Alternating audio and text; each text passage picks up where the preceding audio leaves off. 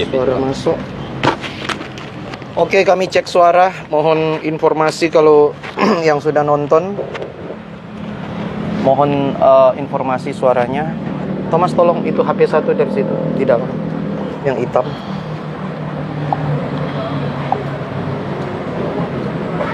Oke.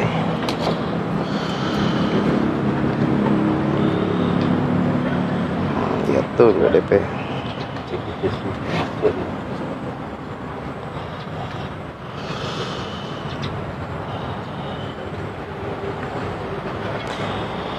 Kami lagi cek sound. Itu masuk? Ada? Di Ronald. Oke. Kayak dia dua-dua dah. Dia masuk. Oke. Alvaro, ada banyak vitamin di meja ini. Iyo. Suara mantap. Shalom. Selamat sore semuanya. Ya. Terus mulai. Ntar sedikit lagi.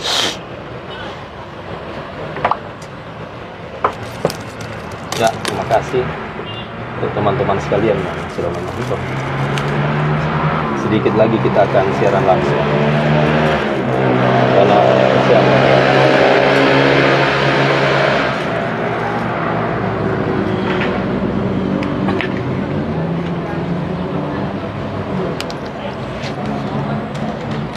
Iya. Ya, sebentar lagi kita akan live. Oke, kita menunggu.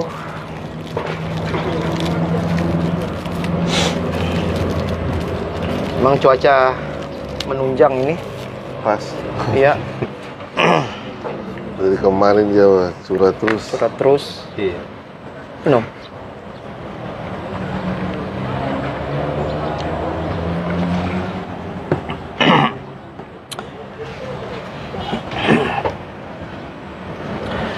Baik, salam sejahtera semuanya.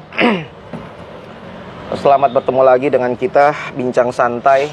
Kebetulan di sini sudah ada Rabi Yakov Baruch, ya, dan ada Evangelis Ronald Lambe. Shalom. Jadi kita bincang santai, tidak saling menjatuhkan, tidak ada saling memaksakan kehendak.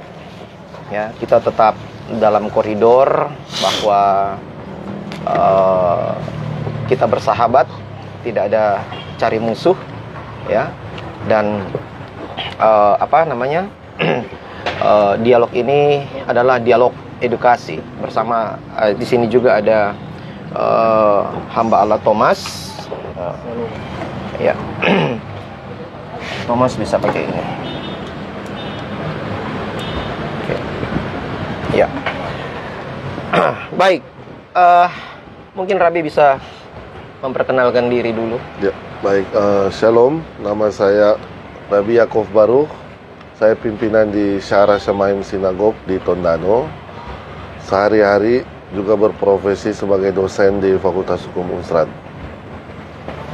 Ya, Rab, ini kan kita bicara tentang nama Allah gitu ya. Ya. Tentunya orang akan bertanya-tanya terlebih dahulu, mungkin ada yang belum kenal ke Rabi Yakov. Bisa nggak ceritakan sedikit supaya nilai dialog kita ini punya kredibilitas bahwa kita yang hadir, yang berdialog ini punya potensi untuk menjawab sesuai dengan ya bolehlah pakai kata expert ya. Ya. Ya, supaya nanti ketika ada orang bertanya, dia nggak paham, dia nggak begini, boleh Kak Rabi cerita latar belakangnya Rabi sedikit saja biar Baik. orang tahu bahwa setelah melacak garis keturunan dari orang tua. Baik. Jadi saya mulai mendirikan sinagog di Manado itu tahun 2001 ya.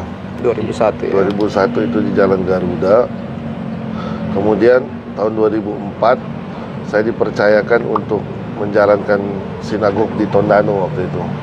Jadi dari Manado itu kita pindah ke Tondano, dan tahun 2006 saya mulai ke luar negeri. Waktu itu belajar di Beit Midrash di Singapura di bawah didikan rabi-rabi ortodoks ya.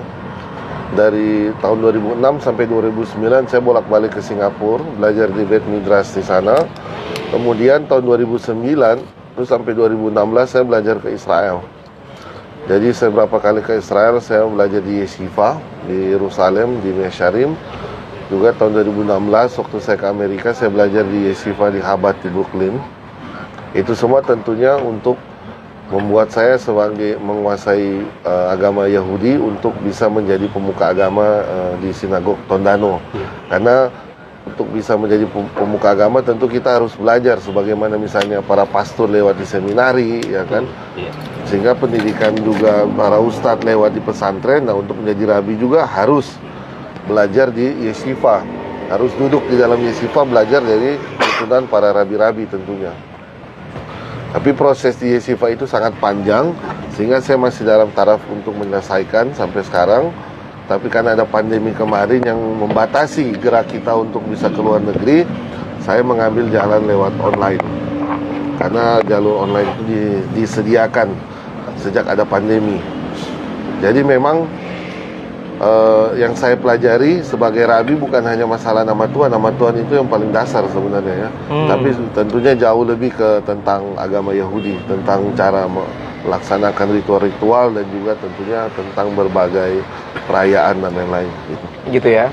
Ya, jadi itu sedikit pemaparan tentang Rabi Yaakov ya, dan bukan sedikit ya, paling tidak sudah membuka wawasan kita bahwa kita sudah mendengar langsung Rabi belajar di Singapura, Amerika, dan Israel.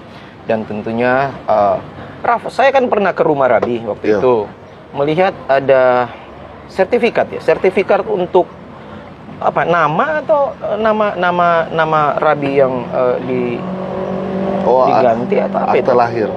Yang sudah pakai Yaakov baru itu. Akte lahir ya. Jadi akte lahir dengan nama Ibrani. Oh. Ya. Itu akte ya.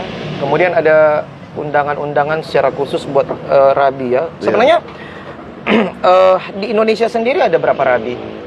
Di Indonesia ini kalau secara kerabian ortodoks, kita ada rabi yang datang ya, visiting rabbi, misalnya dari Israel, dari Amerika. Kadang ada yang ke Bali, datang ke Jakarta gitu. Itu mereka warga negara asing. Oh, warga negara asing. Tapi untuk warga negara Indonesia yang kalau dibilang rabi ada dari Surabaya, tapi domisilinya sekarang di Inggris gitu. Nah, untuk yang rabi ortodoks bisa dibilang ya saya yang menjalani dari warga negara Indonesia. Dan saya juga pernah dengar juga ada dari kalangan Yahudi Reform. Mereka punya rabinya sendiri, tapi ya itu seperti denominasi juga di dalam kekristenan. Ya, saya tidak ingin membahas perbedaannya antara ortodoks dan reform karena teman-teman pasti juga sudah tahu. Tapi ya, marilah kita saling menambah wawasan dalam berdiskusi ini. Betul.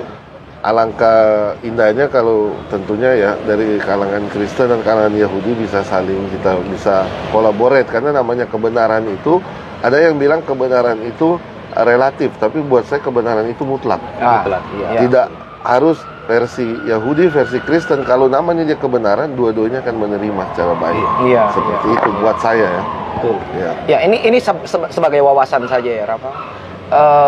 Ada Rabi Tobias Seekers. Ya. Ada. Iya, beliau dari Israel ya. Setahu saya dari Amerika tapi sudah alih ke Israel. Oh iya. Ya, tinggalnya di Indonesia atau? Pernah ke Jakarta. Oh, pernah ke Jakarta. Tapi belum pernah ketemu saya. Oh ya. Baik. Nah, kita akan sedikit berbincang, Raf. Mungkin nanti akan ada pertanyaan-pertanyaan yang muncul, tapi kita bahas dulu dengan apa yang selama ini kami alami ya. Ketika sebelum saya jadi ortodoks, iman rasuli ya. Jadi kalau kita di ortodoks, memang ada mengambil beberapa kata-kata Ibrani gitu, seperti shalom kan, shalom. Nah,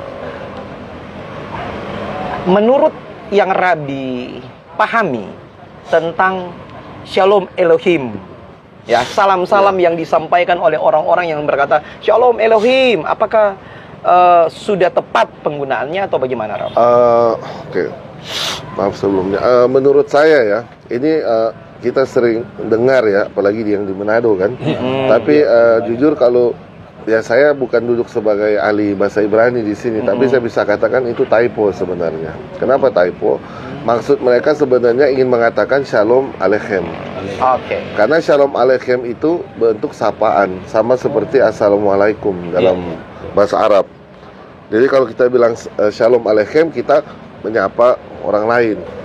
Nah, kata Shalom Elohim itu typo, dia janggal. Kenapa janggal? Karena dia menyapa Elohim, menyapa Tuhan, artinya bukan menyapa manusia. Kalau dia pakai kata misalnya Shalom Beshem Elohim, Shalom dalam nama Elohim, tapi ini agak janggal juga dalam bahasa Ibrani. Karena orang menyampaikan salam itu tradisinya ya Shalom Aleichem, saya menyampaikan salam sejahtera bagimu gitu. Iya. Dan dijawab dengan Aleichem Shalom. Secara horizontal sebenarnya kan. Karena ini dari bahasa linguistik ya. Seperti orang bilang Assalamualaikum, Waalaikumsalam jawabannya. Iya kan? Jadi kalau orang bilang Shalom Aleichem, balasannya Aleichem Shalom. Bagaimana dengan jawabannya Elohim Shalom?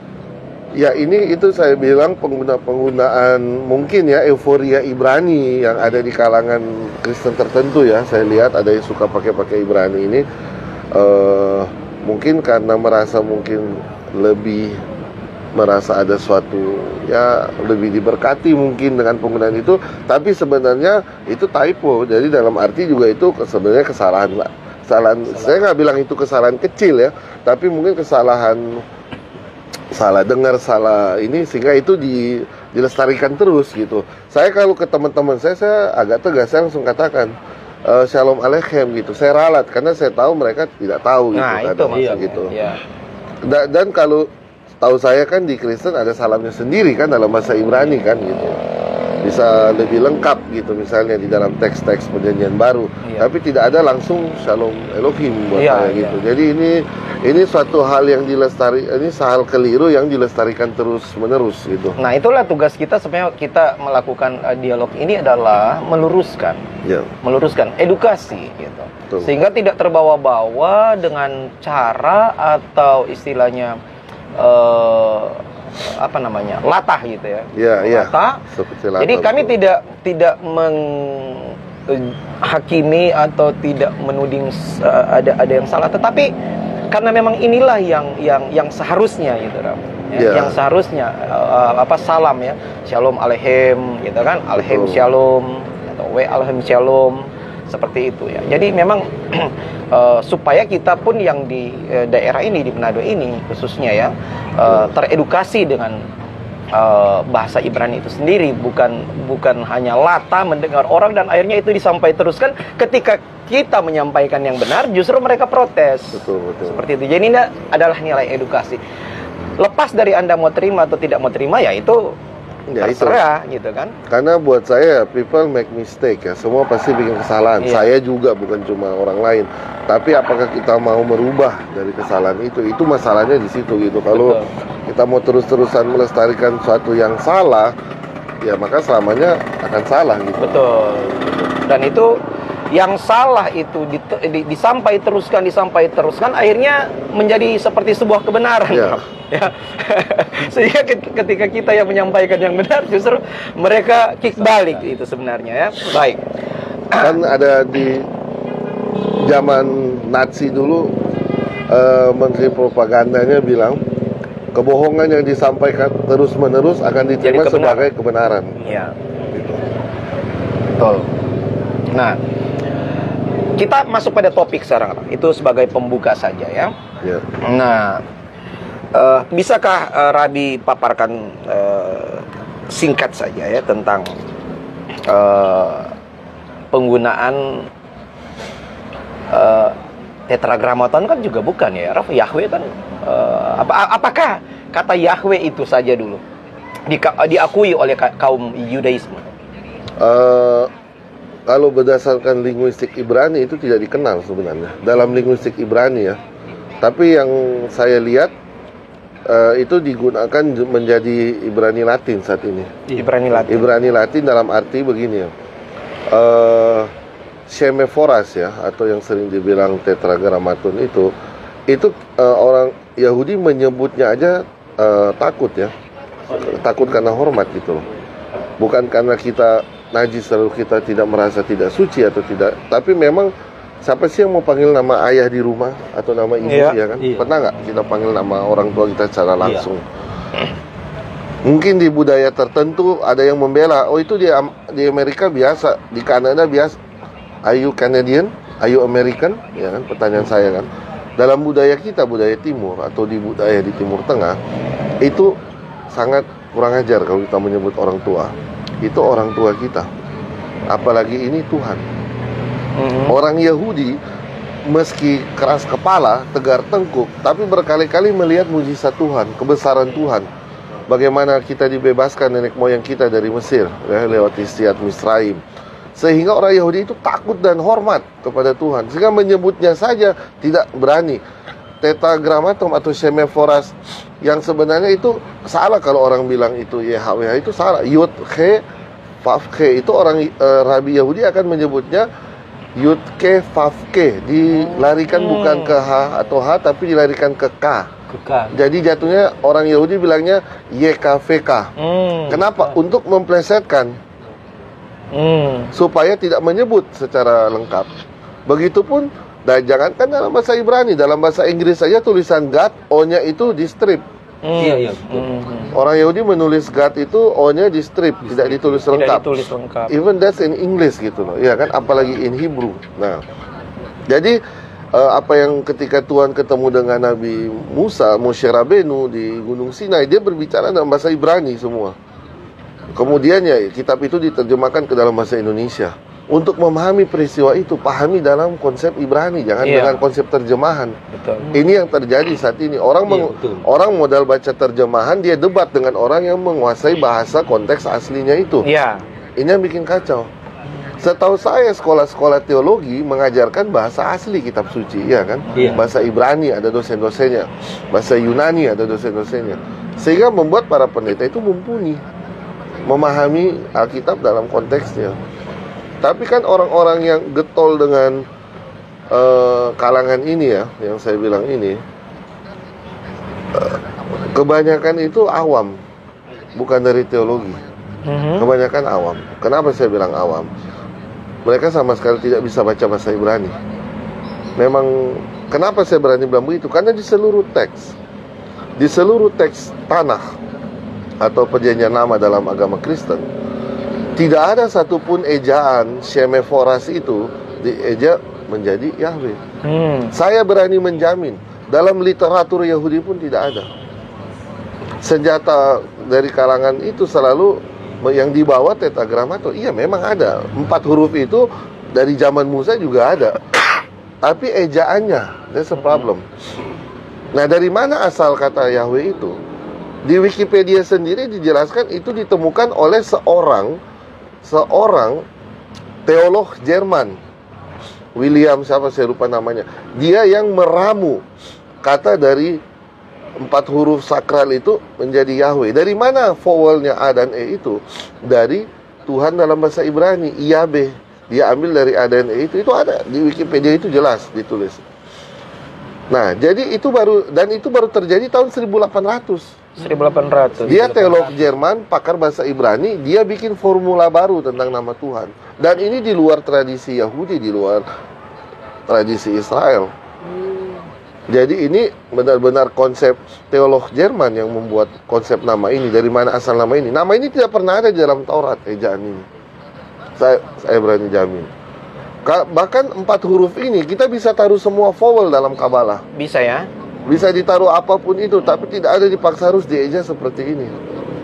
Jadi sebenarnya orang Yahudi itu debatnya bukan dia harus dibaca Yahweh, Yehova, Yehovi atau sesuai ejaan Masoret, tapi sama sekali tidak boleh disebut. Memang tidak boleh disebut. Memang disakralkan sehingga kita menyebutnya di dalam doa Adonai, artinya Tuhanku. Di dalam percakapan sehari-hari seperti ini kita bilangnya Hashem. Ya, Hashem artinya nama itu Hashem. Jadi memang tidak sama seperti kita menyebut, kita ke istana dipanggil presiden, tentu kita bilang Bapak Presiden. Iya.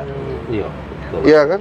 Kita ke rumah ketemu, papa pulang ke rumah, tidak ada kita langsung siapa yang dipanggil istana negara datang langsung main bilang nama kepada seorang presiden, ya kan? Iya. itu baru pejabat negara gitu loh. Di rumah pun ke orang tua. Jadi memang ini bentuk penghormatan. Dan banyak dalil-dalil yang digunakan oleh kelompok yang memaksakan pengguna nama ini menggunakan ayat-ayat terjemahan dari Mazmur. Di Mazmur dibilang panggilah namanya, panggilah namanya bukan menyebut secara letterlek. Anda baca itu dalam bahasa Indonesia. Dalam bahasa Ibrani, Kidus Hashem, pengudusan nama Hashem, artinya kita menguduskan nama Tuhan. Bukan dengan bagaimana cara menguduskan nama Tuhan, melakukan perintahnya. Makanya di dalam kalangan Yahudi, rabi-rabi yang religius yang sudah berpuluh-puluh tahun menjalani memimpin sinagog, kalau dia buat suatu hal yang spiritual, itu teman-temannya akan bilang you doing Kidus Hashem, you menguduskan nama Tuhan dengan cara melakukan perintah. Tapi kalau kita orang Yahudi, kita juga dilarang untuk Hilul Hashem. Hilul Hashem itu menajiskan nama Tuhan. Apa maksudnya menajiskan nama Tuhan? Kita melakukan dosa, kita melanggar dosa. Orang lain lihat, orang non Yahudi lihat, itu orang Yahudi bikin dosa. Siapa yang dijelekan? Nama Tuhan. Itu makanya saya sering dalam dialog ya, ini dialog Yahudi Kristen, saya selalu bilang kalau orang bisa memahami sudut pandang Yahudi, dia bisa melihat kitab Perjanjian Baru dalam konsep Yahudi juga. Karena di Perjanjian Baru kan ada dibilang biarlah orang melihat perbuatan baik, memuliakan Bapamu di surga. Itu maksudnya Kidus Hashem. Karena kalau kita melakukan dosa itu Hilul Hashem, menajiskan nama Tuhan. Jadi cara menguduskan dan menajiskan nama Tuhan bukan dengan bibir, tapi dengan perbuatan kita. Gitu. That's the point gitu. Karena kalau hanya bermodalkan kitab terjemahannya susah. Konteksnya sangat jauh. Teolog-teolog Kristen selalu berkata Alkitab adalah sastra Ibrani, ya kan? Sehingga harus menggunakan pola pikir Ibrani untuk memahami. Tanpa pola itu tidak akan pernah memahami. Dan butuh pelajaran untuk masuk ke situ, untuk memahami. Tanpa harus jadi Yahudi.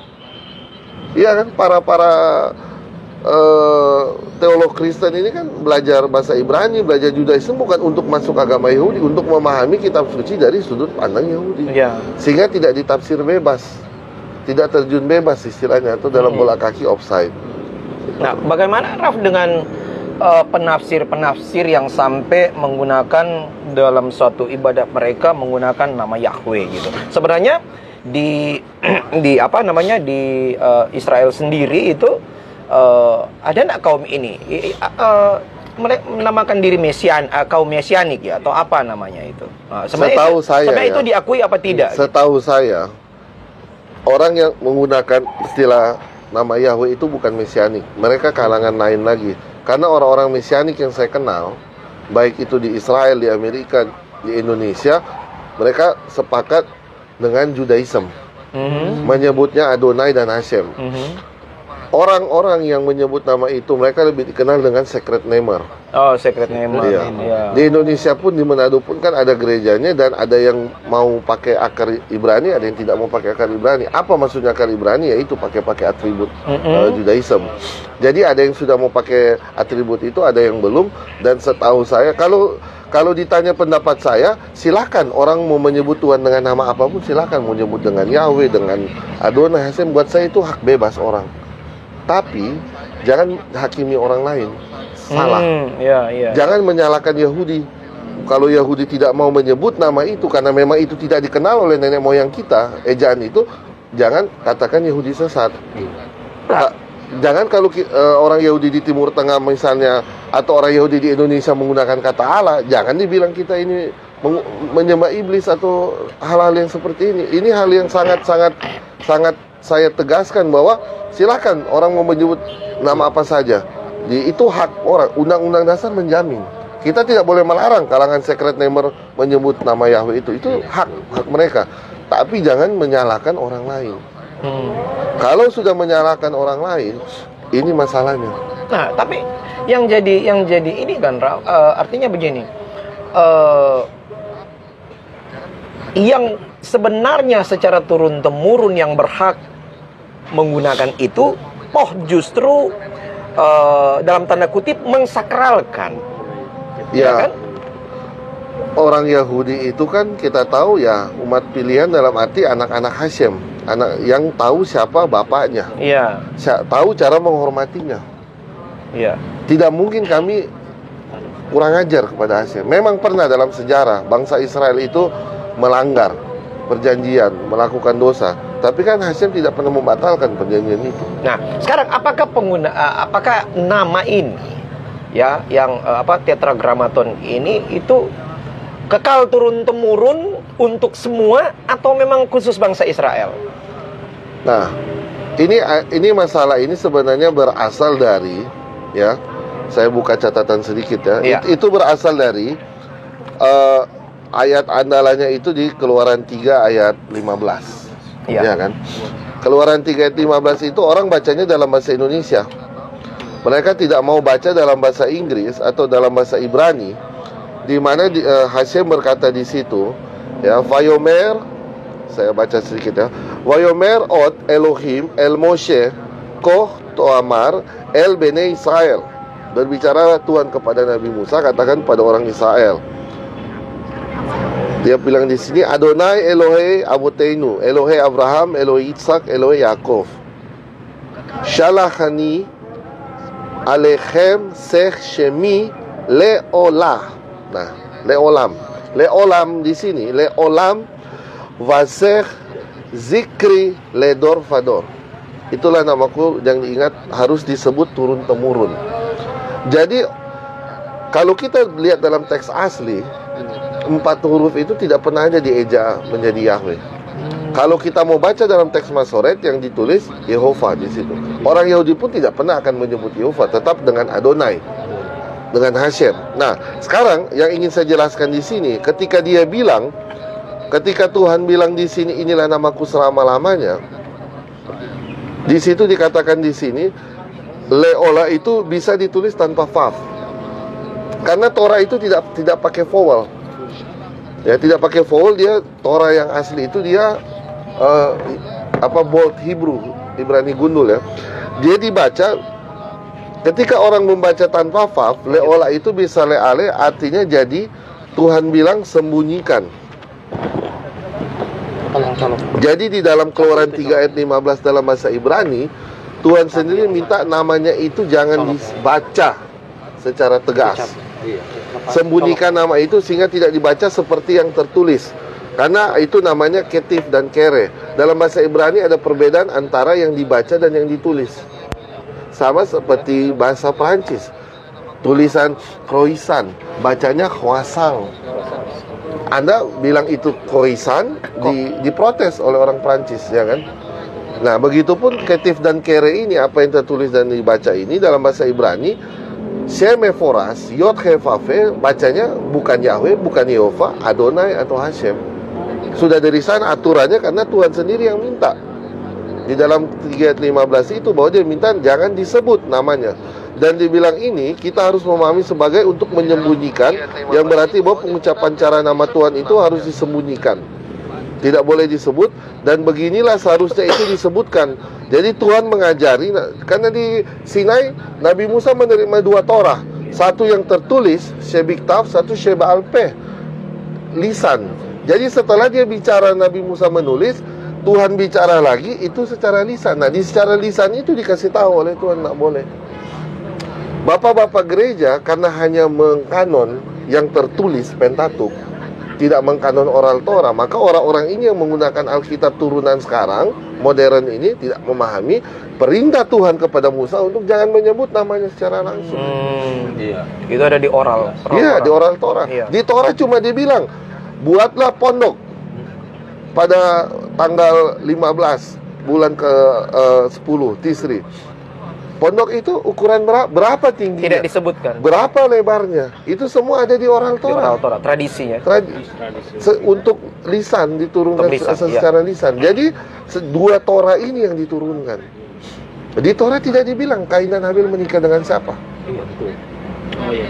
Iya. Nanti di Midras dijelaskan bahwa Kain dan Habil lahir dari saudari-saudari, menikah dengan, waktu mereka lahir ada saudari kembar, dan pernikahan terjadi dengan saudari-saudarinya itu. Di Torah tidak, di Torah yang ditulis Moshe Rabbeinu tidak dibilang usia Ishak. Iya betul. ketika dibawa ke Moria, Gunung Moria. Tapi di dalam Midras Agada dijelaskan dia dibawa pada usia 37 tahun. Dan Sarah tahu itu. Makanya Sarah sedih sampai menangis akhirnya kan ibunya. Ketika pulang dari Moria, sudah anak saya sudah di ini. Dan di dalam Midras diceritakan kenapa sampai ada perdebatan tentang Ishak Ismail. Jadi pada waktu itu sedang Ishak dan Ismail ini di dalam Midras diceritakan masih kecil, mereka main. Ismail bilang, saya anak paling tua. Ini tidak ditulis di dalam Taurat tertulis, tapi dalam Midras dibilang, saya anak yang tua. Tentu ayah kita Abraham lebih sayang saya, tapi Ishak bilang apa? Saya akan kasih semua, bahkan nyawa saya sekalipun. Itu didengar oleh malaikat. Dan Sarah ada di situ mendengar, dia melihat itu, dan dia ingat ucapan dari Ishak bahwa saya akan memberikan nyawa saya. Itu yang ditangkap oleh malaikat, itu yang dituntut oleh Hashem kemudian lewat Abraham. Jadi Ishak usia 37 tahun, dia tahu tidak ada domba saat itu. Dia juga punya iman. Dia pasrah imannya.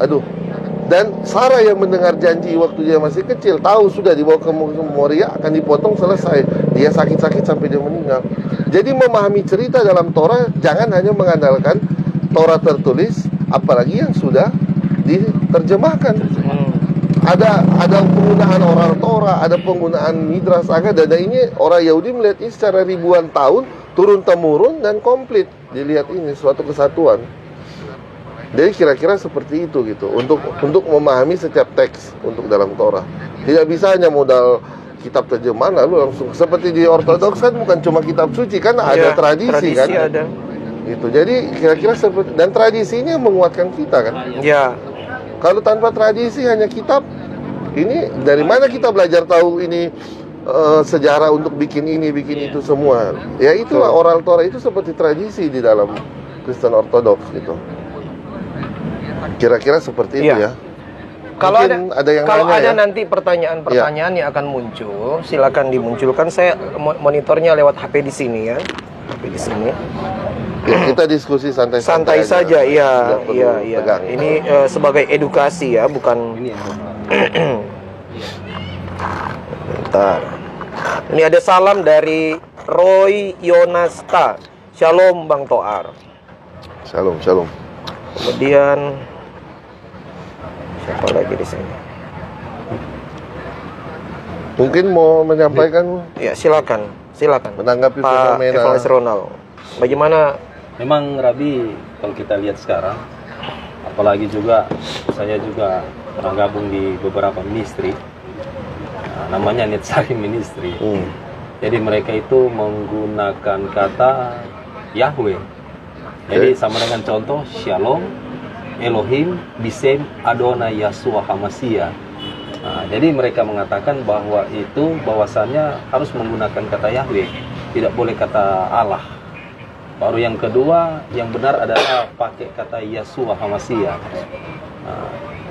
Tapi seringkali juga ketika saya mau bertanya dalil, rata-rata itu mereka pakai ayat Alkitab, tetapi pakai ayat Alkitab ya mungkin belum mendasar sih.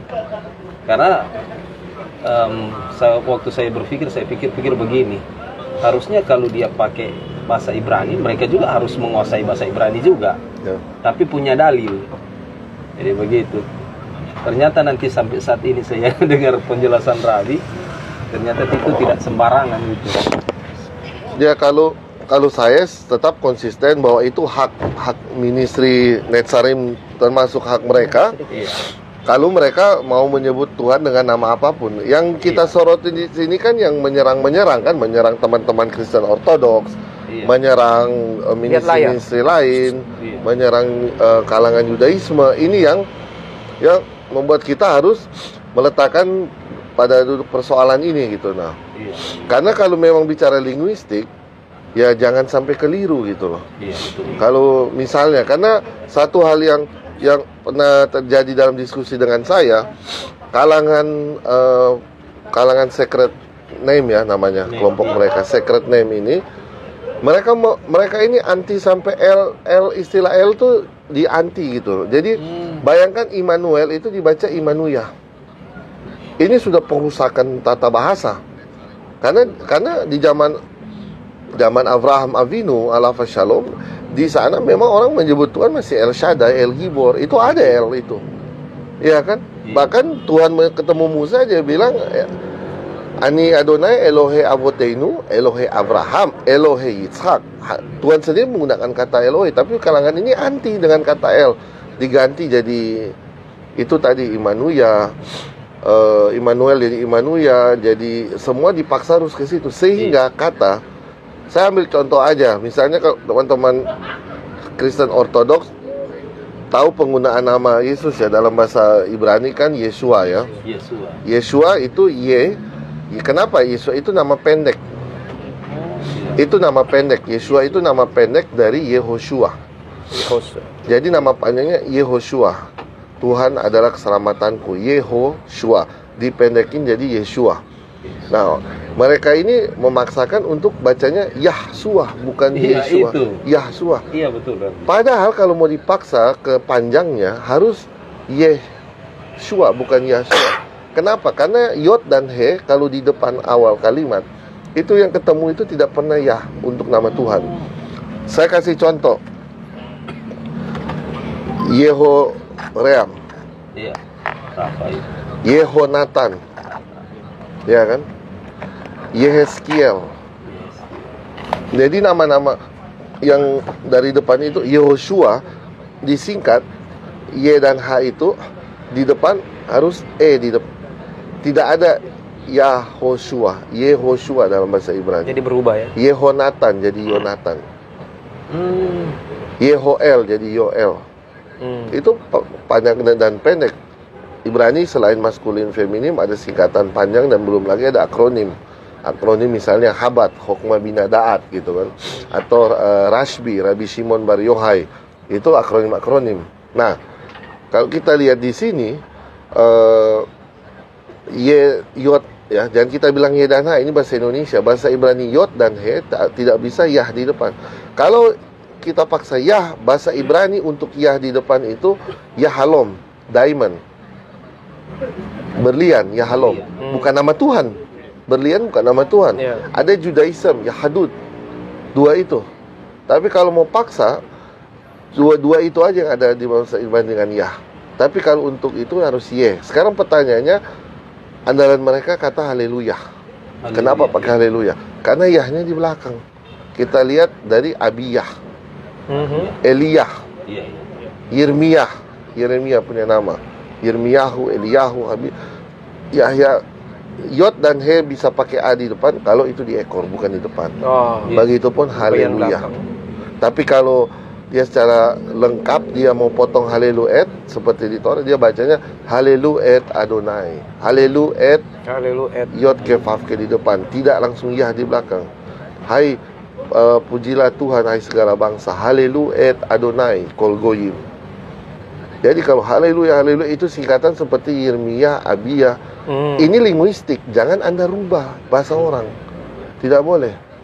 Bahasa Ibrani seperti itu, jangan diperkosa. Memaksakan merusak bahasa orang lain. Saya bukan kapasitas saya sebagai pakar bahasa Ibrani, tapi saya sebagai pengguna.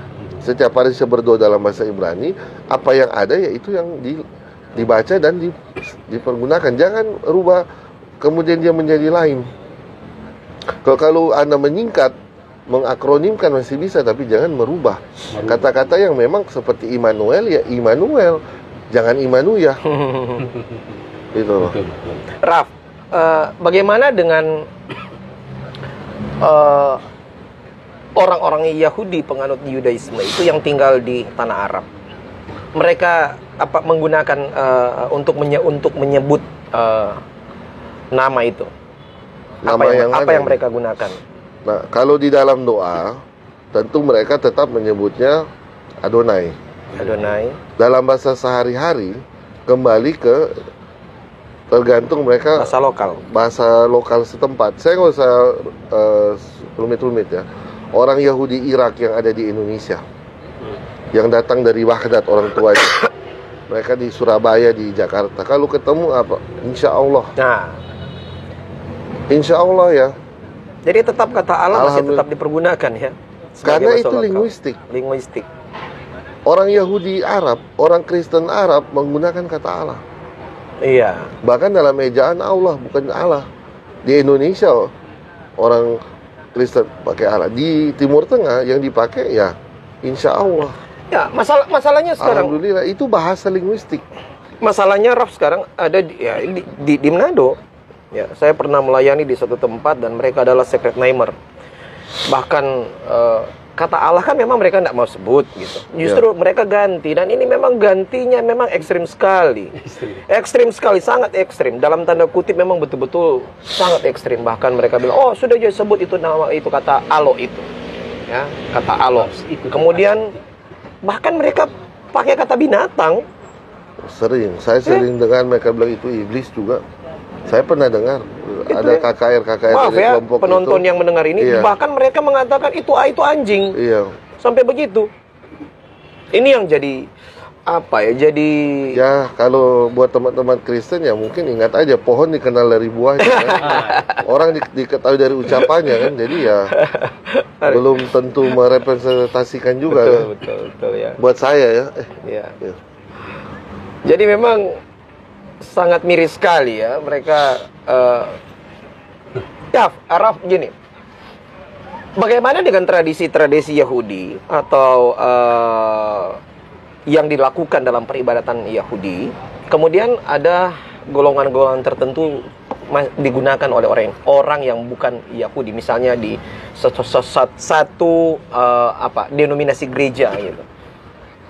Menggunakan atribut. Bahkan ini pertanyaan sih. Saya tidak perlu sebut Kalau saya mau jujur dari ya. Yudaisme. Kalau saya mau jujur ya. Kalau kayak di sinagoga itu, Misalnya Sabat, misalnya hari Sabat. Iya. Sabat. ya kalau Kemudian salah satunya kan hari Sabat. Kemudian ada yang pakai sit gitu, ada yang pakai apa lagi namanya itu. Iya, pakai Bagaimana? katakan penggunaan atribut ya. Saya jelaskan aja di hukum Yahudi. Iya. Di hukum Yahudi itu 2000 tahun lalu di mana ada bait suci, itu ada Sanhedrin. Sanhedrin bisa menjatuhkan hukuman yang melanggar Torah. Nah, 2000 tahun lalu orang non-Yahudi yang merayakan Syabat itu dihukum mati. Oh begitu ya. Orang non-Yahudi yang tidak memeluk agama Yahudi. Kenapa? Dia anggap sebagai pencuri. Apa yang dia curi? Syabat. Karena Syabat itu pusaka dari Hashem kepada Israel. Orang non-Yahudi melakukan Syabat dianggap mencuri. Yang non-Yahudi ya. Orang non-Yahudi yang merayakan Syabat sama seperti orang Yahudi merayakan Syabat itu dirajam, bahkan dibakar. Nanti sumbernya saya coba lihat, tapi itu 2000 tahun lalu tentunya, di mana ada Sanhedrin. Nah, kalau di masa modern sekarang, di mana kita ya sudah tidak menggunakan lagi hukum Sanhedrin tersebut, ya kita punya undang-undang dasar kalau kayak di Indonesia. Ada non-Yahudi yang mau merayakan Syabat, ya silakan. Itu hak mereka. Kalau soal penggunaan atribut, saya mau kasih contoh, misalnya di sinagog kita tegas, kita katakan hanya orang Yahudi yang boleh pakai talit misalnya, tefillin. Tapi kalau kippah itu wajar untuk menutup. Tapi atribut Yahudi hanya dipakai oleh orang Yahudi. Sekarang pertanyaannya, kalau ada di luar sana orang non-Yahudi pakai atribut Yahudi di gereja atau di ibadah di luar sinagog, buat saya undang-undang nomor 1 PNPS tahun 65 cukup jelas bahwa menggunakan atribut agama lain, mencontohi, melakukan suatu hal yang mirip dengan suatu agama di luar tafsiran agama tersebut, itu adalah penistaan. Itu ya. Iya. Jadi kita sepakat dulu nih, talit, kippah, tefillin itu atribut Yahudi, atribut agama Yahudi, dipakai oleh orang non-Yahudi di luar sinagoga untuk menyembah dalam konsep, ya kalau dalam konsep Yahudi, bukan menyembah dalam konsep Yahudi dalam arti ibadah. Saya ambil contoh aja, ibadah di luar ibadah Yahudi. Ya saya nggak mau bicara soal hukum akhiratnya ya, itu hak Tuhan. Tapi Indonesia bisa menangkap orang-orang seperti itu, karena itu melanggar Undang-Undang nomor 1 PNPS. Itu sama dengan menista. penistaan ya. Ya sama aja, saya minta maaf ya, contoh ya, kalau ada orang pakai peci, pakai sajadah, pakai koko semua, tapi di dalam gereja misalnya, memang yang sajadah yang memang jelas dengan bahasa Arab kaligrafi, itu kan dianggap kan menista kan, ya kan. Nah di Indonesia sendiri memang ada ya, kalau dari kalangan ortodoks ada berbagai aliran yang masuk kan, Rusia, Syria dan lain-lain. Dan bahkan saya tahu sempat ada persoalan clash dengan masalah bukan yuridiksinya, maksud saya atributnya. Oh, atribut. Dengan yang dari kalangan Syria, tapi itu kan bisa diselesaikan baik-baik kan, dan tidak jadi masalah. Iya. Tapi kalau di dalam karena tidak ditulis peci itu milik agama tertentu gitu. Atau baju koko milik agama tertentu itu tidak ditulis, bisa digunakan agama lain. Tapi kalau talit, tefilin itu ada di Taurat. Iya, sit itu semua ada. Itu milik agama Yahudi jelas. Kalau mau tanya ke saya, kalau pemerintah tidak mau tindaki, ya udah saya mau apain sih ya kan? Orang mau tiup-tiup shofar lah di jalan, mereka merasa mereka malaikat, silakan. Tapi kita tahu bahwa shofar nggak boleh ditiup Syabat. Shofar kita tiup hanya 2 kali. Prosesnya Yom Kippur. Titik. Ya memang mereka saya lihat juga, pernah juga saya kedapatan mereka pakai shofar itu. Ya atribut-atribut seperti ini itu ada yang buat tabut, ada yang buat menorah. Padahal menorah ini tidak boleh dibuat di luar bait suci kan aturannya. Sehingga saya anggap aja orang tidak mengerti. Gitu. Maaf ya, kalau kayak anak kecil main masak-masakan gitu loh. Iya kan, kayak panci, ya toh, kayak lagi goreng-goreng tapi nggak ada apinya kan. Ya udah biarin aja. Negara nak mau tindaki, buat apa kita mau pusing-pusing? tapi nggak ada manfaatnya kan sebenarnya. Tolong jaga, ada pertanyaan ya. Ini ada pertanyaan, Ram. Izin mau bertanya, ini dari Roy Yonasta. Silakan. Jika penggunaan shalom itu typo, bukan shalomnya, sorry. Penempatan dengan kata Elohimnya.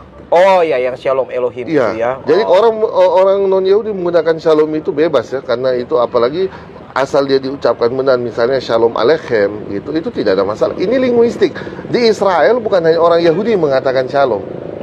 Orang Arab ketemu orang Beduin, atau orang Arab ketemu orang Arab Kristen, ketemu Arab Muslim, warga negara Israel, mungkin bisa aja shalom. Atau orang Yahudi ketemu orang Arab, shalom. Itu bukan mutlak milik Yahudi. Yang tadi kita bahas, shalom Elohimnya. Penggunaan kata shalom Elohim ini typonya, karena seharusnya dia shalom alechem. Iya. Kalau di bahasa Aram kan salam alaika kan? Alaika Arab ya. Apa kalau di Aramaik? Seperti itulah. Jadi itu suatu salam alaika. Iya, sama kayak saya pinjam ya, maaf ya, minta contoh, misalnya kalau kayak teman-teman muslim kan mereka mengatakannya kan assalamualaikum gitu loh, waalaikumsalam. Jadi seperti itu dalam bahasa Ibrani juga shalom alechem shalom. Kalau Anda bilang shalom Elohim, sama Anda gabung aja kata salam dengan nama Tuhan dalam bahasa Arab, nggak nyambung kan? Seperti itu kira-kira orang yang memahami mendengar itu gitu. Memang kalau satu rumpun kan yang menggunakan pasti akan ada aturan-aturannya ya. Iya, karena linguistik ada aturan. Ada aturan. Iya. Apa yang tadi saya bilang ketif kere, ditulis seperti apa, dibaca seperti apa. Iya. Jangan dipermainkan bahasa itu gitu. Pandangan Yudaism sendiri tentang penggunaan kata Allah dalam kitab suci Kristen. Kata Allah. Ini pertanyaan sih. Dengan penggunaan kata Allah di dalam Alkitab terjemahan Indonesia dari sudut pandang Yudaisme. Secara umum sih saya bilang Yudaisme tidak ada masalah dengan kata Allah.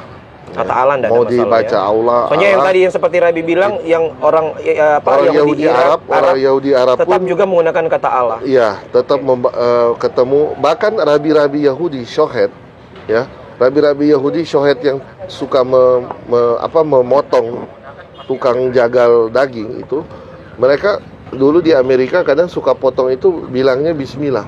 Kenapa? Supaya dagingnya itu kosher dan halal, jadi bisa dibeli orang Muslim. Jadi tidak ada masalah dengan pembacaan itu. Ya. Dalam Judaism Allah itu dianggap padanan dengan Hashem, masalah linguistik. Jadi bukan beda nama langsung beda oknum. Dalam Judaism kita memahami perbedaan bahasa. Kalau kita anggap Allah dan Hashem itu beda, ngapain kita pakai God dalam Judaism? tentu kita udah anggap God itu oknum di luar Hashem dong. Ya kan, tapi kan tidak, kita masih pakai dalam terjemahan love your Lord your God, ya kan, sama aja kayak Be'altes Adonai Elohecha. Jadi tidak ada masalah, ini linguistik. Ya. Jadi tidak ada nilai ini pun apa istilahnya dalam negatif atau apa, tidak ada, karena itu pure linguistik. Ya. Karena dia mencakup kepadanan yang sama, itu Tuhan yang Maha Esa, kuasa, yang beyond benar-benar pencipta gitu loh. Hanya dalam bahasa Arab gitu. Iya. Rab, ini ada pertanyaan mungkin agak sedikit keluar. Silakan. Dari Edwin Umeo Huta Barat. Apakah Yahudi di Mesir di era sebelum Masehi mengenal Tetragrammaton? Karena dalam Septuaginta tidak ada satupun kata YHWH atau Tetragrammaton itu. Iya. Oh, yang bikin Septuaginta ini kan dimarah sama orang-orang Yahudi lain. Rabi-rabi yang bikin itu di Alexander dianggap ini membuat satu hal negatif, penyimpangan. Septuaginta itu penyimpangan dalam sejarah Yahudi, makanya tidak dipakai. Gitu. Jadi rujukannya jangan ke Septuagintanya kalau untuk orang Yahudinya. Tapi tetap Tetragrammaton ini atau Shemeforas ini yang boleh baca hanya, bukan berarti tidak dibaca sama sekali ya, yang bisa baca hanya Kohen Gadol, imam besar. Imam besar. Iya. Jadi sebenarnya tidak perlu diperdebatkan ejaannya itu apa. Tapi boleh atau tidaknya, intinya namanya gitu. Itu poinnya di situ gitu loh. Boleh. Karena dan tetap bolehnya. meskipun tertulis Shemeforas itu tertulis Jehovah di dalam tanah, kita nggak baca itu Jehovah. Kita tetap bacanya Adonai dan Hashem. Jadi it's not about spelling, tapi benar-benar forbidden, dilarang untuk menyebut. Oke. Selain imam besar. Iya. Pada saat Yom Kippur, Iya. dia teriak 3 kali, Baik. setahun sekali itu. Dari William ini, William yang senior. Shalom Aleichem Rab. Izin bertanya, ini agak ini lagi. Apakah benar akan dibangun lagi bait suci Adonai sebagai sentra penyembahan seluruh umat Adonai di Yerusalem? Toda Rabba. Kalau pembangunan bait suci itu impian setiap orang Yahudi. Oh iya. Ya, saya harus open. Tapi tidak semua orang Yahudi menginginkan. Ada beberapa Yahudi modern sekarang yang udah sekuler, apalagi sudah tidak sama sekali peduli dengan itu. Dan di kalangan Yahudi religius pun, di kalangan ultra-ortodoks, ada berbagai pendapat. Pendapatnya apa? Ada yang mengatakan bait suci itu harus dibangun oleh kita, manusia. Ada yang mengatakan nanti turun dari surga. Tuhan yang menurunkan. There's a lot of things, tapi yang pasti itu waktunya Tuhan. Iya. Ketika Mesias datang, kita tidak boleh melakukan sekarang suatu hal yang bisa memprovokasi tentunya. Iya. Tapi karena itu letaknya ada di Israel, itu urusan Yahudi Israel, bukan urusan Yahudi di luar. Kita di Indonesia tidak punya kuasa apa-apa untuk mendirikan, bikin pagar aja nggak bisa, apalagi mau bikin bait suci di sana, iya kan? Itu urusan teman-teman Yahudi di Israel. Tapi yang pasti kalau keinginan tentu ada, tapi ya dengan situasi sekarang di mana ada Dome of Rock, di situ ada kompleks Haram Syarif, ya Tuhan punya caranya sendiri. Kalau memang Tuhan masih menginginkan bait itu berdiri, dia akan berdiri sesuai keinginan dan akan membawa perdamaian. Betul. Bukan chaos gitu. Iya. Baik. Ada pertanyaan di situ? Tapi ya saya harus ingatkan tidak ada niat untuk buru-buru saat ini untuk mendirikan, karena ini menjadi fitnah untuk orang Yahudi.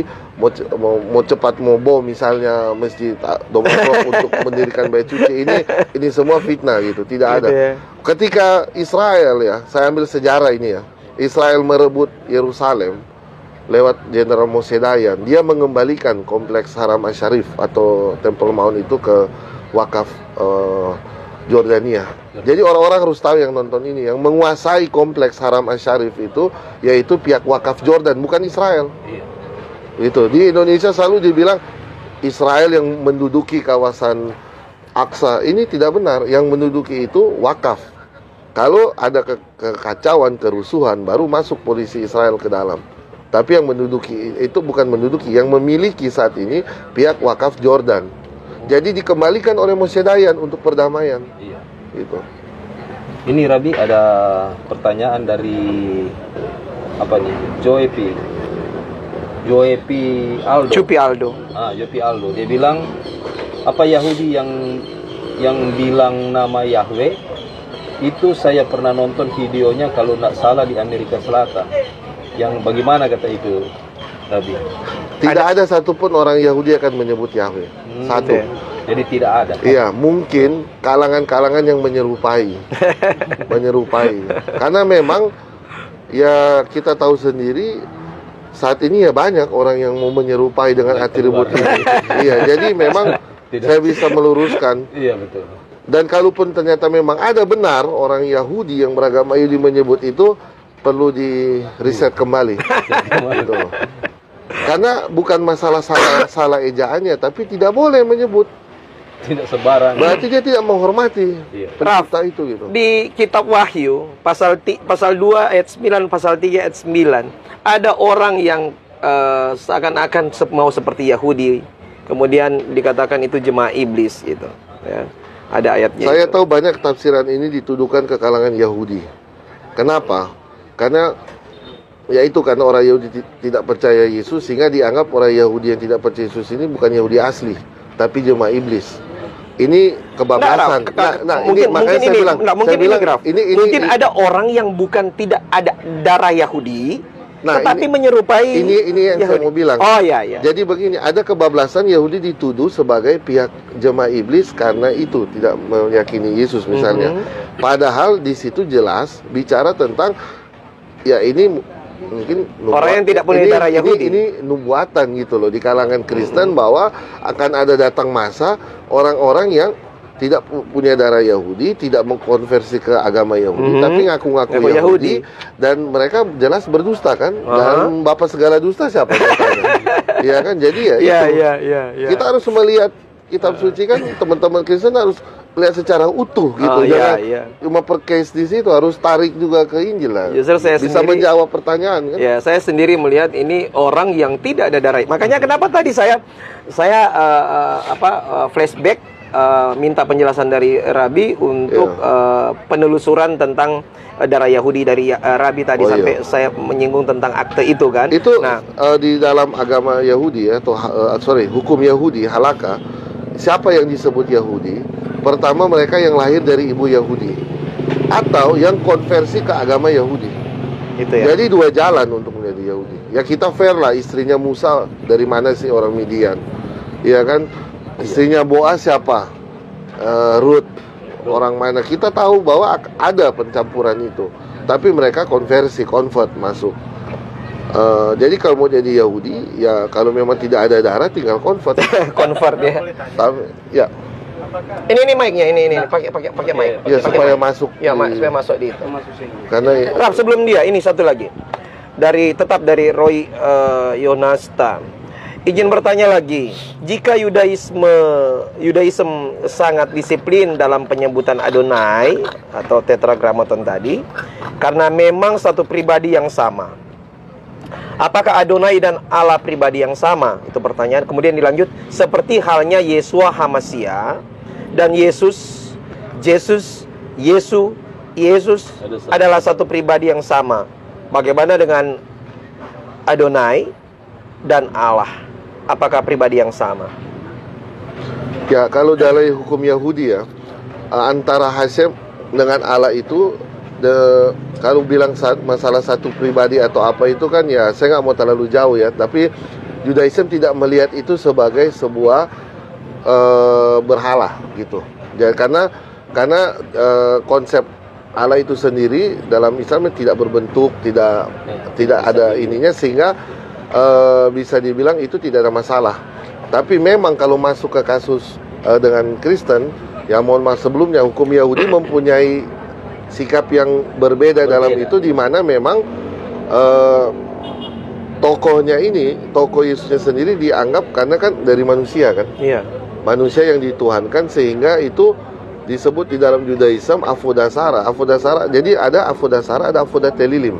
Nah, Avodatelilim itu penyembahan berhala, misalnya ke patung-patung. Tapi ada Avodasara. Avodasara itu yang tidak sesuai Taurat. Jadi kalau ada agama yang tidak sesuai Taurat, itu dibilang avodah sarah. Bukan berarti salah dalam arti, oh ini kekeliruan, no. Saya kutip pendapat seorang rabi ya. There is nothing wrong with Christianity, but that's not for the Jews. Jadi nggak ada yang salah dengan konsep agama Kristen, tapi ini tidak cocok dengan orang Yahudi, kan orang Yahudi tidak boleh menyembah manusia, menyembah ini. Jadi kita harus melihat sebuah itu secara global, secara luas. Dan jadi mana yang cocok-cocok. Jadi ya, kalau dibilang juga apa konsep Islam nanti cocok dengan Yahudi, ya tentunya dengan adanya hukum-hukum lain, ya tentu kan orang Yahudi punya nabi-nabinya yang terbatas di Meleaki kan. Kemudian setelah itu nabi-nabi yang muncul bukan berarti dia diterima atau ditolak. Orang Yahudi sebenarnya tidak menerima atau menolak nabi-nabi di selain itu, tapi karena sudah tidak ada nabi, maka nabi-nabi yang ada setelah Meleaki itu nabi-nabi yang dianggap itu diutus ke dunia, ke orang bangsa lain. Karena kita tahu ada nabi Yahudi, ada nabi non-Yahudi. Dan baik nabi Yahudi dan nabi non-Yahudi diutus ke Yahudi dan non-Yahudi juga. Contoh nabi Yahudi diutus ke bangsa non-Yahudi siapa? Yunus, Yona. Dia orang Yahudi diutus ke non-Yahudi. Ya kan? Orang Yahudi itu ke non-Yahudi. Ada di dalam agama Yahudi nabi non-Yahudi untuk orang non-Yahudi. Bileam. Yitro, nabi orang Midian. Jadi seorang nabi tidak harus dia milik Yahudi. Karena agama Yahudi tidak membatasi surga hanya untuk orang Yahudi. Siapapun bisa masuk surga kalau dia religi dalam keyakinannya. Yang sepadan dengan 7 hukum Nuh itu, jangan membunuh, jangan menyembah berhala, mempunyai peradilan, jangan memakan daging mentah, itu kompatibel dengan ini, masuk surga. Jadi tidak harus convert ke agama Yahudi supaya masuk surga. Tidak ada ajaran Yahudi begitu. Makanya Yahudi bukan agama dakwah, bukan misionari. Karena kita tidak perlu ajak-ajak orang masuk Yahudi buat masuk surga. Orang yang hidup secara religi menurut agamanya itu, mereka bisa ke surga tanpa jadi orang Yahudi. Jadi makanya kalau ada konsep yang tidak sesuai dengan Torah, dengan Yahudi, bukan berarti salah. Jadi waktu Tuhan suruh bangsa Israel masuk ke tanah Kanaan, dia bilang, janganlah mengikuti cara bangsa itu menyembah Tuhan. Ya kan? Tapi dia tidak bilang bangsa-bangsa itu salah dan lain-lain. Israel yang nggak boleh ikut. Karena sudah dipilih sebagai penganut. Tapi di luar itu jalan masing-masing ke Tuhan. Masa kita mau bilang Tuhan bikin suku Maya, suku Aztec lalu nggak kenal Torah masuk neraka? It's not make sense, ya kan? Ya, baik. Kita pindah. Jadi hal-hal seperti itu bukan benar dan salah dalam Judaism.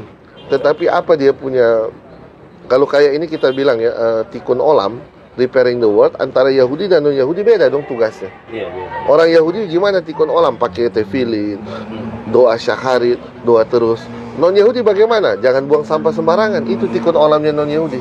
Karena repairing the world, membuat dunia ini tetap jaga dan sehat, yaitu jangan buang sampah, jaga emisi gas. Itu yang non-Yahudi punya tikkun olam. Yahudi punya lain, bersedekah, pakai tefillin itu. Jadi masing-masing punya, dan Tuhan menjaga balance-nya ini. Dia bisa bikin semua jadi Yahudi, tapi kalau semua jadi Yahudi semua Syabat, siapa yang mau berjalan di dunia ini? Iya kan? Iya. Roy Yonasta bilang, wah, pengetahuan baru. Oke, selanjutnya sebentar ya. Ini yang di sini dulu, kalau orang nanti biar ini. Alvaro Aluseda. Pertanyaan saya dalam Ulangan 6 ayat 4. Ulangan 6 ayat 4. So gatal so ini. Menteri Badoi dia. Ulangan 6 ayat 4, Raf. Ya. Apakah memakai kata jamak atau tunggal? Ulangan 6 ayat 4, firman Tuhan demikian, dengarlah hai orang Israel, Tuhan itu Allah kita, Tuhan itu Esa. Iya. Itu sama Dendi. Iya. Apakah ini jamak atau bagaimana? Saya tahu ini maksudnya ehadnya kan. Ehad itu Esa. Karena di dalam bahasa Ibrani ada yang ehad ada yang tunggal sekali, yaitu Yahid. Orang Yahudi melihat Ehad dan Yahid itu sama, satu. Orang Yahudi ya? Iya, tapi orang Mesianik atau orang Kristen yang tahu bahasa Ibrani akan melihat Ehad ini bukan satu, tapi kesatuan. Pasti itu maksudnya. Misalnya Ehad dipersatukan, tapi saya mau tanya, meskipun dipersatukan laki-laki dan perempuan, ya kan? Kata Ehad di Kejadian kan, demikian mereka disatukan kan? Rumah tangganya satu atau dua? Kalau disatukan orang, dua orang ya, suami istri disatukan, rumah tangganya jadi satu atau dua? Dua jadi satu.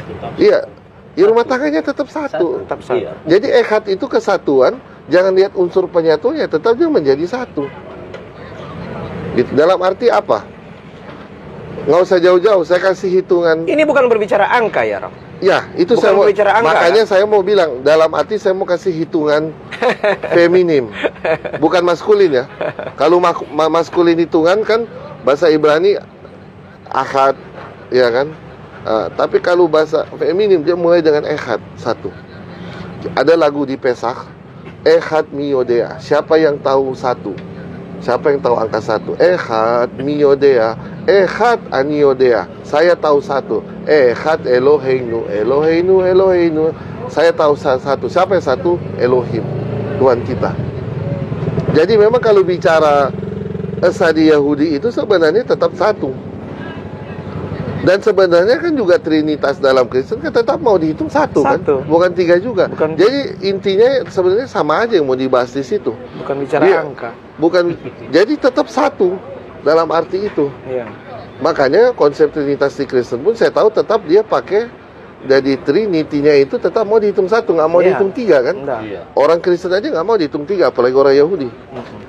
Jadi untuk kata jamak dan kata tunggal itu sebenarnya sudah clear. Sudah itu tadi. Sudah. Iya. Gitu. Sekarang Raf, ini William yang pernah belajar bahasa Ibrani sama-sama dengan kita di di gedung apa? Yang suka nyelamin yang itu di muka, yang menyelam itu ya. Oke. Raf ini bertanya lagi. Ya, apa sebenarnya alasan baku dari perspektif Yahudi tidak menerima Yesus sebagai Mesias? Ya kalau itu kan bicara dari unsur Mesias ya. Unsur Mesias, simpelnya aja lah. Setelah di zaman Yesus waktu itu, orang Yahudi malah tercerai-berai, bukan malah bersatu dan sudah ada Mesias. Jadi di zaman itu pun sebenarnya sudah failed. Tanpa kita harus mau berdebat soal harus lahir dari keturunan Daud, harus ini. Nanti akan pasal karet kalau di undang-undang. Kenapa? Tetap teman-teman Kristen kan mau meyakini bahwa Yesus itu turunan dari Daud. Iya. Cara ayah. Padahal sampai di Yusuf kan. Yesus anak kandung atau bukan dari Yusuf, pertanyaannya itu. Itu akan jadi karet nanti di situ. Kalau mau masuk kandung berarti yang misteri ilahi itu fail. Kalau pakai misteri ilahi yang kandung ayah fail. Jadi sebenarnya kita jangan menubrukkan konsep. Anggaplah ada konsep Mesias versi Yahudi, ada versi Kristen. Dan sekarang saya mau tegaskan kita masih sama-sama menantikan, ya kan? Orang Yahudi masih menantikan kedatangan Mesias, teman-teman Kristen, saudara-saudara Kristen masih menantikan kedatangan Yesus. Itu yang kedua kali. Jadi ya buat apa kita debat? Memang kita masih menantikan.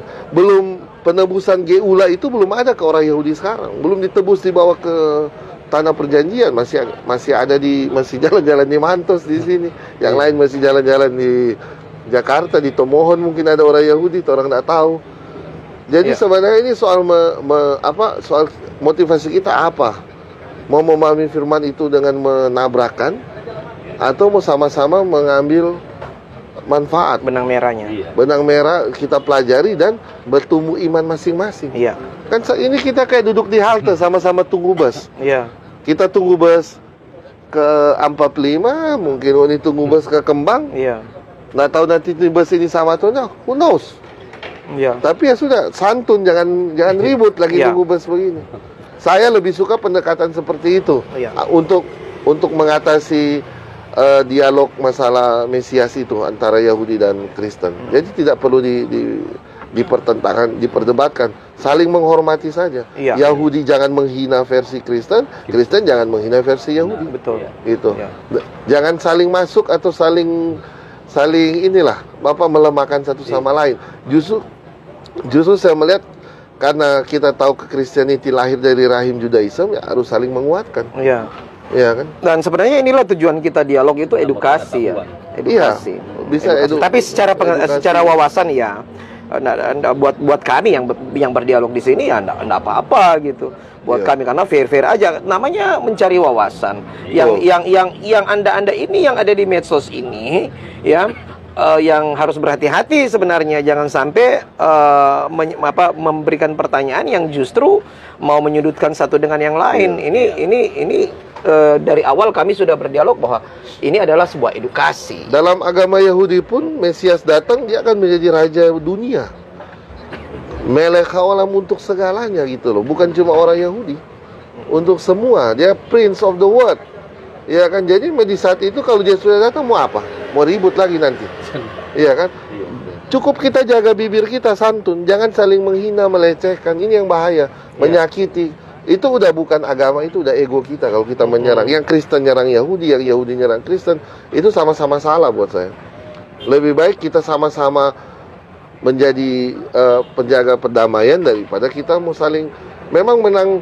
Buat apa kita menang debat tapi dapat musuh gitu ya? Ya, kan? betul.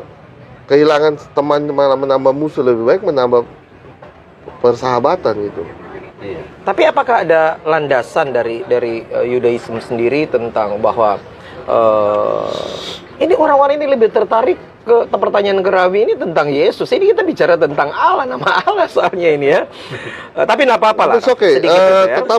Tetap saya akan jawab Iya. sesuai dengan Betul. dengan sikap saya yang Iya. melihat ini bukan sebuah pertentangan yang Bukan, harus iya. dipertentangkan gitu. Eh, Soal apa Apa pertanyaan? landasan Yahudi yang sampai sekarang tidak menerima Yesua sebagai Hamasia? Apa dalil dalam kitab suci berdasarkan pemahaman Yahudi yang menentang Yesua itu Hamasia? Ya jelas tadi kan saya sudah bilang, dengan kegagalan, dengan saat itu Yesua disalib, artinya misinya tidak tercapai bagi orang Yahudi ya. Iya. Silakan kalau teman-teman Kristen merasa itu sebuah awal baru untuk berdirinya imannya, kami menghormati. Tapi dengan adanya penyalipan dan itu gagal, dan bait suci malah dibakar dan orang Yahudi malah dibuang ke seluruh dunia tahun 70, bagaimana kemudian kita menyatakan sudah ada Mesias? Sudahlah, kita tidak usah bilang namanya siapa, tapi sudah ada Mesias di zaman itu gitu. Iya kan? Kan selalu ada orang yang datang mengaku Mesias. Bahkan setelah zaman Yesus ada Ya. Barkoba. Barkoba dia sudah kumpul orang Yahudi kembali. Sudah mau mendirikan bait suci. Dia sudah mau dilantik menjadi Mesias, sudah mau ditabiskan. Toh Roma bisa membunuh dia juga saat itu juga. Jadi buat saya sebenarnya ya ini isu Mesias ini masalah ancient yang ada di setiap agama. Di agama-agama di luar Yahudi dan Kristen juga ada konsep mesianis. Ini konsep universal gitu. Akan datang seorang penolong, ya kan? Akan datang di konsep Jawa, kalau saya tidak salah juga ada kan. Konsep-konsep agama tradisional pun ada gitu loh. Pangerannya akan datang yang ini. Ya itu sebagai kita, sebagai orang yang buat saya yang ya kalau kita benar-benar beriman, kita bisa kalau kita percaya Tuhan, buat saya apapun agama kita punya sikap Tuhan. Makasih. Tapi kalau yang kita sembah bukan Tuhan, ego kita, sepanjang apapun jenggot kita, sepanjang apapun jubah kita, sepanjang apapun atribut yang kita pakai, seberat apapun itu, kalau yang kita sembah itu ego bukan Tuhan, maka kita akan maki-maki orang lain, akan melihat orang lain itu musuh. Dan itu bukan yang Tuhan tanamkan itu. Yang Tuhan tanamkan itu kalau kita memang bisa melihat orang lain di luar agama kita, penganut agama kita sebagai saudara, ya itu buat saya itu ada sikap Tuhan di dalam melihat itu. Tuhan menerbitkan hujan itu bukan cuma buat orang Yahudi, untuk orang non-Yahudi juga, matahari juga kan. Ya. Jadi sebenarnya bagaimana kita bisa agree in disagreement. Di dalam ketidaksetujuan kita harus bisa setuju. Itu gitu loh yang. Tapi kita tetap seninya pada di pendirian situ. masing-masing. Tetap Iya. kita harus pada pendirian masing-masing. Berdialog dari situ kita bisa datang dialog. Jangan datang pelin-pelan, bahaya itu. Iya. Iya kan? Banyak orang mau jadi Yahudi datang ke saya kembalikan ke agama mereka lagi. Saya bilang jangan. Tidak semudah itu dan jangan sampai salah. Lebih baik kamu kembali ke agama Sama, kamu. saya juga begitu, Ram. Lebih karena ini bukan masalah kalau ketambahan orang kita posting di sosmed. No, it's not about that gitu loh. Makanya orang kalau mau jadi Yahudi datang ke Rabbi, dia bilang, "Rabbi, I want to become Jewish." Rabbi bilang, "Are you crazy? Kenapa kamu mau jadi Yahudi? Kamu gila.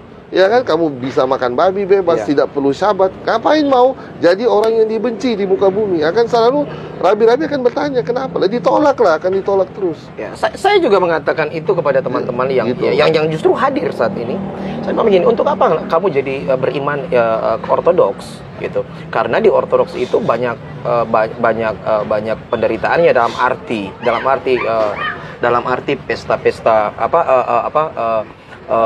peringatan-peringatan, kemudian perayaan-perayaan. Nah, kita saat ini kan menjelang Paskah, ada puasa 40 hari yang sebenarnya Anda lagi enak-enak. Natal, kami menggunakan kalender Julian, itu sementara kalender Gregorian sedang dimusuhi dunia, kan? Ya, kemudian itu masih enak-enak makan kukis mentega, sementara kita lagi puasa 365 hari, 200 hari lebih orang yang beriman ortodoks harus berpuasa, sembahyang, segala macam. Betul. Ya jadi, ya betul, dalam tanda kutip hanya orang-orang yang gila dalam tanda kutip dalam tanda kutip, jangan salah ini, untuk mau masuk di dalam penderitaan itu. Demikian pun dengan di Yudaism. Makanya di dalam Judaism orang yang mau konversi itu harus ditolak 3 kali kan. Gitu 3 kali dulu, dan penolakan itu harus berjenjang bertahun-tahun. Jemaat di Tondano itu yang konversi itu rata-rata sudah di atas 7 tahun minimal. Yang teman-teman belajar itu betul. 7 tahun lalu, 7 tahun ikut baru dikonversi tahun lalu. Gitu. Sejak sudah ada mikvah, sudah ada bet din. Selama belum ada itu kola mikvah dan bet din, nggak akan jadi Yahudi. Kecuali ke Australia atau ke Israel. Oh, benar ini. Kolam kan baru ada ya. Udah 10 tahun, ada yang sudah 15 tahun ikut baru bisa. Jadi memang tidak bisa semudah itu, tidak bisa langsung baca Shema Israel jadi Yahudi, tidak. Tidak semudah orang datang bilang, saya percaya Yesus, kemudian langsung dibaptis 3 hari berdialog langsung baptis. Makanya kalau ada yang bilang, oh Yahudi punya rencana menyahudikan di Indonesia, saya ketawa gitu. Siapa yang mau menyahudikan di Indonesia rencana? Kalian Rabi ada di satu persekutuan, dia baca Shema. Ya, Shema Yisroel. Shema itu kan hukum terutama. Iya. Seperti tidak ada masalah orang Kristen baca Shema, buat saya itu di Markus 12 hukum terutama. Karena Allah memang itu sah. Iya kan? Memang itu hukum terutama kan, ditanya kan, orang Farisi tanya kepada Yesus, hukum apa yang paling utama? Dia bilang Shema Israel. Baru di bawah itu Ve'afta, itu hukum utama. Terutamanya itu Shema. Bagaimana dia Romo? Apa? Di dalam ini maaf ya, saya agak offside sedikit masuk ke Injil ya. Tapi karena di Injil itu kan itu kehidupan kita Yahudi. Kita juga sering mengutip itu kok. Pokoknya di Perjanjian Baru itu kehidupan Yahudi gitu. Saya harus jelaskan. Jadi kalau kita lihat beberapa Injil, sebentar. Maksudnya Pak Ronald ini dia mau mendengar Rabi melantunkan Shema. Kan begini, Shema Yisroel Yahweh Eluelu Yahweh Ehad. Benar bagaimana? Makanya sebelum saya baca, saya berangkat dari kitab suci Bur sendiri, yaitu di Perjanjian Baru. Nah, ada beberapa kitab kan menyebut hukum terutama itu kasihilah. Padahal kasihilah Ve'afta itu di Sidur, itu di bawah, yang di atas itu Shema. Nah, Shema itu hukum terutama, makanya syahadat. Nah, yang lengkap menulis itu Markus 12 ayat 29 di situ. Dan di dalam kalau ditanya yang tepat itu tidak ada yang tepat. Ada Yahudi Askenazi bacanya Shema Israel Adonai Eloheinu Adonai Echad. Itu Yahudi Askenazi. Yahudi Sephardi Shema Israel Adonai Eloheinu Adonai Echad. Itu masing-masing, tidak ada yang Tapi intinya itu ketika itu dibaca, itu kita tutup dengan tangan di mata, kita baca bersungguh-sungguh. Kita orang Yahudi baca Shema, bayi baru lahir itu dibaca Shema di kupingnya. Orang Yahudi sudah mau meninggal dibaca Shema. Udah mau dicabut nyawanya, istilahnya dia harus baca Shema terakhir. Orang pokoknya kalau ada bahaya, ada apa, itu Shema Israel. Karena itu di pagi hari, itu syahadat. Di pagi hari kita baca di doa mincha, di doa ma'arif, dan sebelum tidur. Sebelum tidur kita baca, kita serahkan jiwa kita ke Tuhan.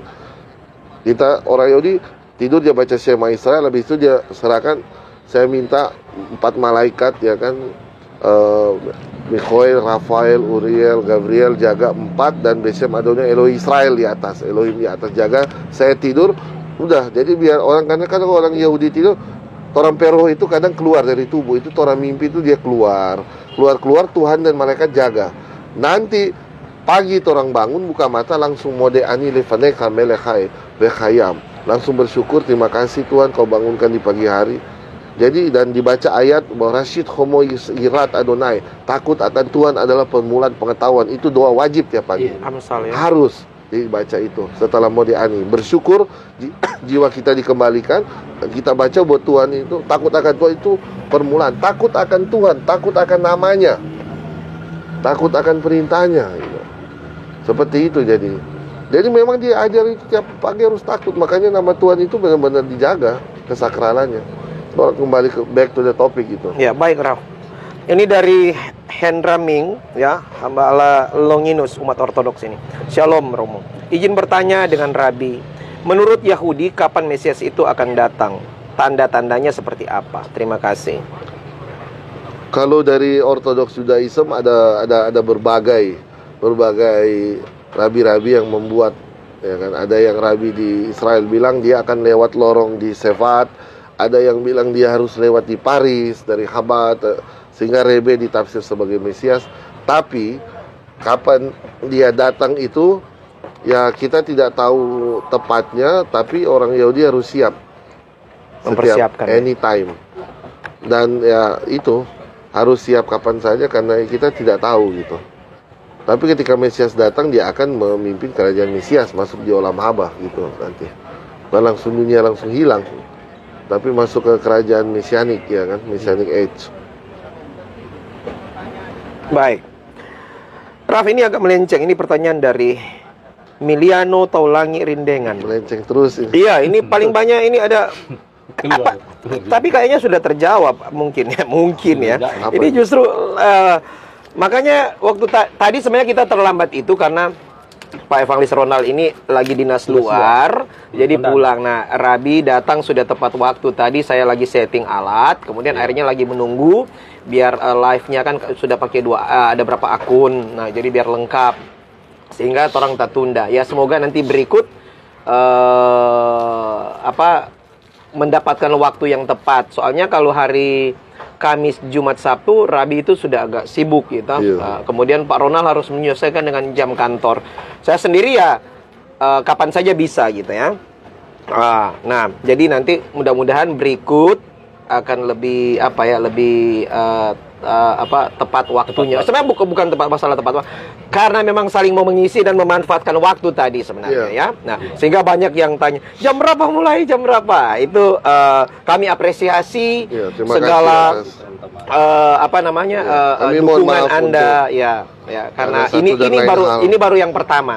Masukan-masukan Anda lewat WA, lewat Messenger kami sangat apresiasi. Ke depan kami terus akan menggalakkan, meningkatkan bagaimana dialog kami. Baik, Raf, ini satu pertanyaan lagi gitu, dari Miliano. Maaf melenceng. Bagaimana tanggapan Yudaisme bahwa yang di saudara kita yang di seberang itu berasal dari keturunan Ismail?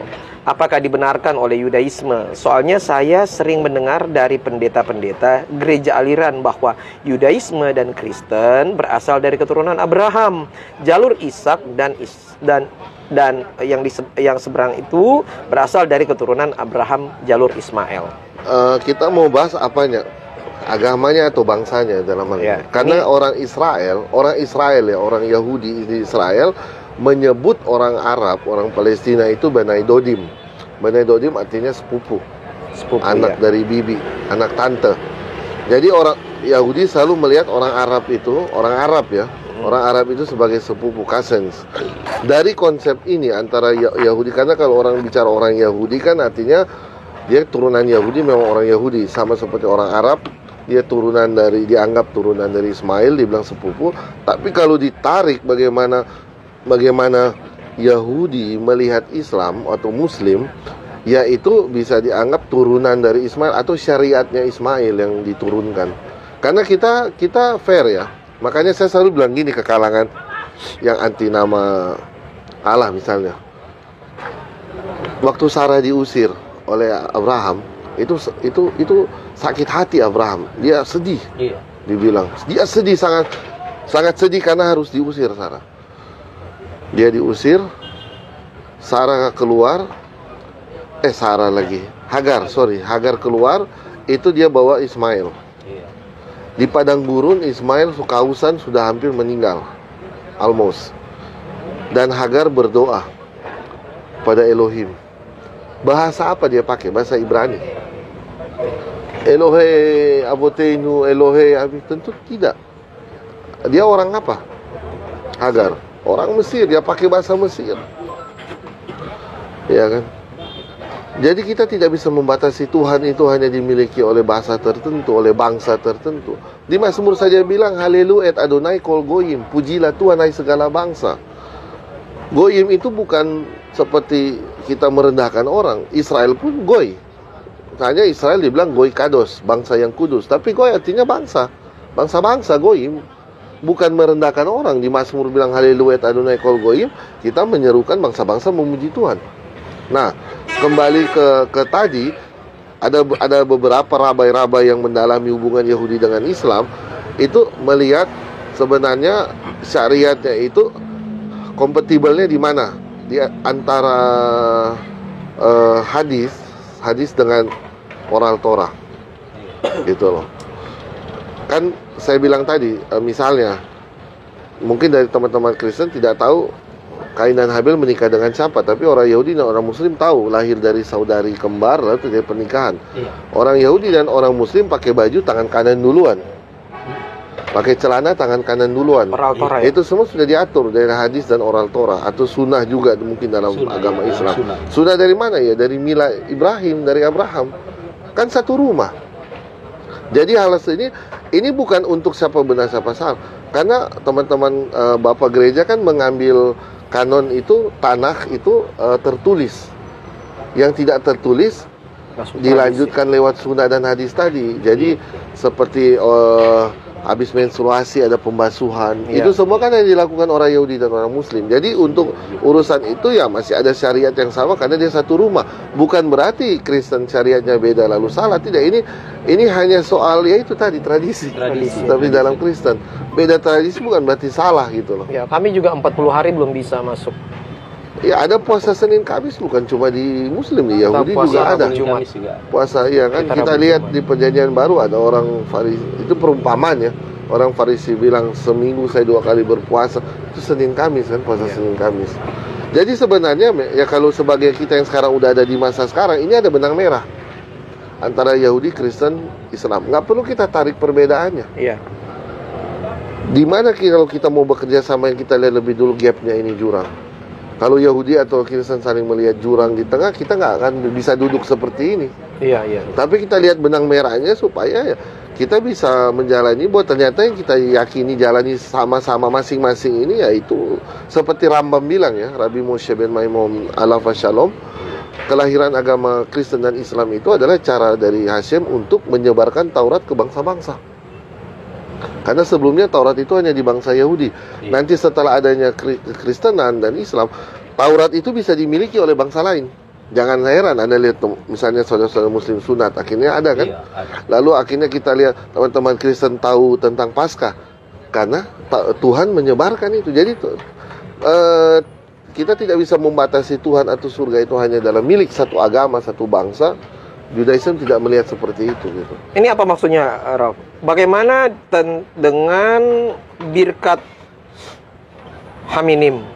Ya, birkat Haminim itu mengutuk segala kelompok-kelompok bidah yang ada di zaman itu. Tapi di situ itu terjadi perdebatan, katanya itu juga termasuk mengutuk Kristen, Nasrani. Buat saya orang-orang yang mengklaim Haminim mengutuk Kristen itu orang-orang baper. Kita tidak mengutuk orang Kristen, ngapain baper? Haminim itu untuk segala kejahatan yang waktu itu ada, misalnya segala dari Yunani, dari apa yang mencoba mengirim kita, dari Judaism mencoba mengkompatibel dengan hal-hal yang negatif. Kenapa harus dibawa merasa Haminim itu untuk menyerang kekristenan?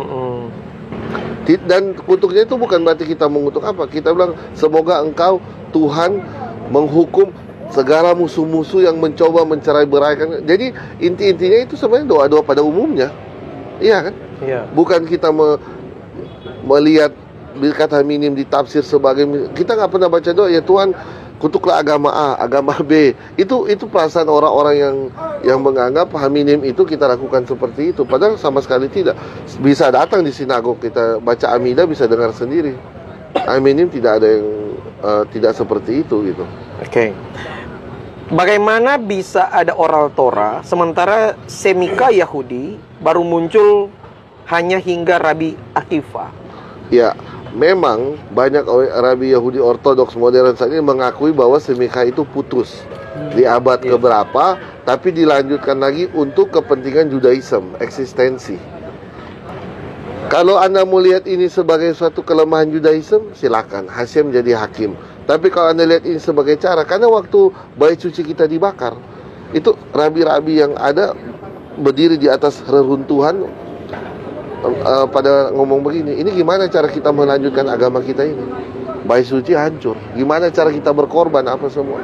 Akhirnya apa saat itu yang berkeputusan? Ya udah, kita melakukan doa mengganti korbanon. Tadinya korban pagi, korban petang diganti jadi doa pagi, doa petang. Itu yang diambil oleh Kristen Ortodoks. Doa pagi, doa petang, syaharit, minkar ma'arif, waktu doa, jam doa. Jam doa itu dulu jam berkorban, bukan jam doa. Korban. Jadi tergantung kita mau melihat segala sesuatu itu ke arah untuk motivasi baik atau untuk kelemahan suatu hal. Karena setiap agama pasti ada plus dan minusnya dalam sejarah, iya kan? Kita pernah ribut Kristenan Yahudi di zaman dulu dan akhirnya umat Kristen diwakili oleh Paus Yohanes, ya kan? Tahun 2000 dia ke Israel, dia minta ampun dosa gereja ke orang Yahudi di bait suci di tembok. Ya udah.